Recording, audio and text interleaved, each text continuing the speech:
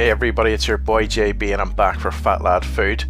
Happy Christmas everyone. This is my Christmas recipe for the greatest ever Christmas dinner burger.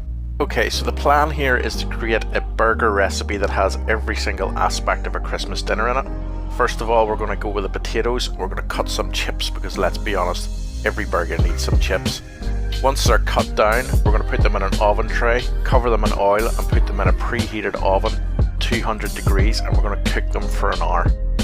Next we're going to move on to the coleslaw. So I'm taking one carrot and I'm grating it, and I'm taking one parsnip and grating that as well. Okay, so shred up your Brussels sprouts and add them to the carrot and the parsnip and add a little salt and pepper. Then I'm going to put some mayo in there and give it a good mix. That's our coleslaw done, and we've finished with all of the vegetable portion that comes with a Christmas dinner. Okay, now it's time for the main event, which is the burger. First of all, I'm going to put in the ham element. In this case, it's bacon. And now it's time for our stuffing element. In this case, bread stuffing. First up, we're going to chop around 10 sage leaves.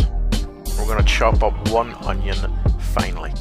Now we're going to add 250 grams of turkey mincemeat into a bowl along with the stuffing ingredients that we've chopped up already.